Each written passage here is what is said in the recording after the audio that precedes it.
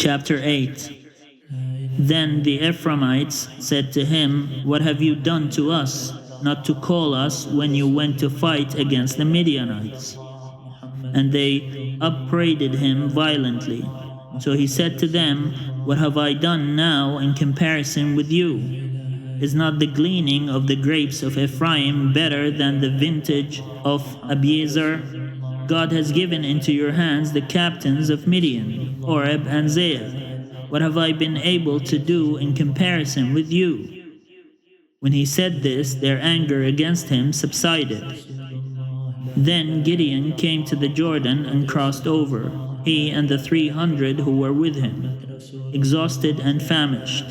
So he said to the people of Sukkoth, "Please give some loaves of bread to my followers, for they are exhausted, and I am pursuing Zebah and Zalmunna, the kings of Midian." But the officials of Sukkoth said, "Do you already have in your possession the hands of Zebah and Zalmunna, that we should give bread to your army?" Gideon replied, "Well then, when the Lord has given Zebah and Zalmunna into my hand, I will trample your flesh on the thorns of the wilderness and on briars." From there he went up to Penuel and made the same request of them, and the people of Penuel answered him as the people of Sukkoth had answered. So he said to the people of Penuel, "When I come back victorious, I will break down this tower." Now Zebah and Zalmunna were in Karkur with their army, about 15,000 men, all who were left of all the army of the people of the east, or 120,000 men bearing arms had fallen. So Gideon went up by the caravan route east of Nobah and Jogbeha and attacked the army, for the army was off its guard. Zebah and Zalmunna fled, and he pursued them and took the 2 kings of Midian, Zebah and Zalmunna, and threw all the army into panic. When Gideon, son of Joash, returned from the battle by the ascent of Heres, he caught a young man, one of the people of Sukkoth, and questioned him, and he listed for him the officials and elders of Sukkoth, 77 people. Then he came to the people of Sukkoth and said, "Here are Zebah and Zalmunna, about whom you taunted me, saying, 'Do you already have in your possession the hands of Zebah and Zalmunna, that we should give bread to your troops who are exhausted?'" So he took the elders of the city, and he took thorns of the wilderness and briars, and with them he trampled the people of Sukkoth. He also broke down the tower of Penuel and killed the men of the city. Then he said to Zebah and Zalmunna, "What about the men whom you killed at Tabor?" They answered, "As you are, so were they, every one of them. They resembled the sons of a king." And he replied, "They were my brothers, the sons of my mother. As the Lord lives, if you had saved them alive, I would not kill you." So he said to Jether, his firstborn, "Go, kill them." But the boy did not draw his sword, for he was afraid, because he was still a boy. Then Zebah and Zalmunna said, "You come and kill us, for as the man is, so is his strength."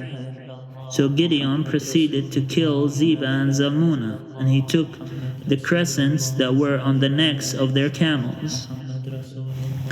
Then the Israelites said to Gideon, "Rule over us, you and your son and your grandson also, for you have delivered us out of the hand of Midian."